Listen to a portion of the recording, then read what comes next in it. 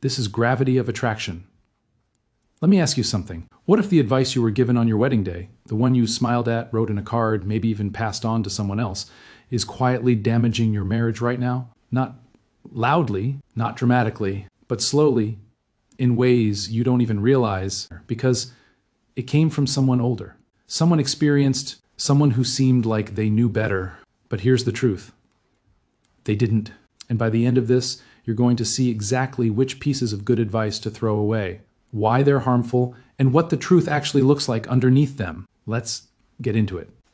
1. Never go to bed angry. This one sounds romantic.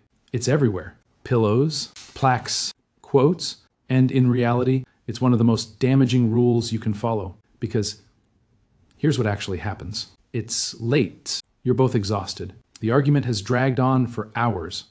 You're not even arguing about the original issue anymore. You're just tired, emotional, and trying to fix it before some imaginary deadline. So what happens? One person gives in not because it's resolved, but because they need sleep. That's not resolution. That's surrender dressed up as peace. The truth? A tired brain cannot process emotion properly. Sometimes the most mature thing you can say is, "This matters too much to handle badly. Let's talk tomorrow." Going to bed. Angry isn't failure. Never coming back to resolve it is. 2. Your spouse should be your best friend. Sounds beautiful. But taken literally, it becomes suffocating. Because now one person has to be your partner, your therapist, your social life, your emotional support, your adventure buddy, your everything. That's not a relationship. That's pressure. Healthy marriages need space. They need outside friendships, independent lives, moments where each person can breathe alone. Because when you expect one person to be your entire world, you don't deepen the connection, you slowly crush it. 3, don't talk about money before marriage. This one destroys relationships quietly because couples avoid the topic, thinking it's not romantic.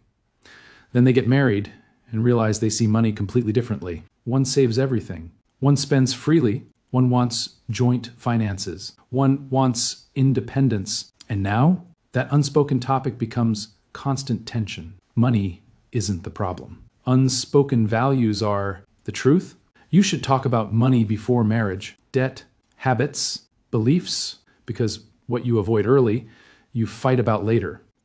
4, just push through. This one is dangerous because it's partly true. Yes, every marriage has hard seasons, but not every situation is just a season. Some are patterns, some are permanent, and telling someone to push through when they're unheard, they're unsupported, they're emotionally drained is not wisdom. It's avoidance, because pushing through only works when both people are pushing. If only one person is trying, that's not endurance, that's imbalance. 5, have sex every day sounds logical. Stay connected, keep the spark alive. But in practice, it turns intimacy into obligation. Something scheduled, something expected, something done out of guilt. And nothing kills desire faster than duty. Because intimacy isn't about frequency. It's about presence, 2 people being fully there, not just going through motions. A deeply connected moment twice a week is far more powerful than daily interaction without meaning. The truth. No one told you the people who gave you this advice weren't trying to harm you. Most meant well. Most were repeating what they were taught. But intention doesn't equal impact. And a lot of couples today are struggling, not because they chose the wrong person, but because they followed the wrong rules.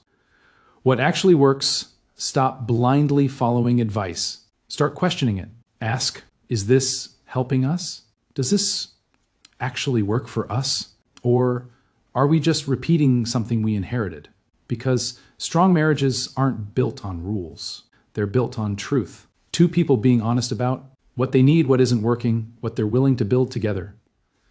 And that conversation, it never ends. Final thought.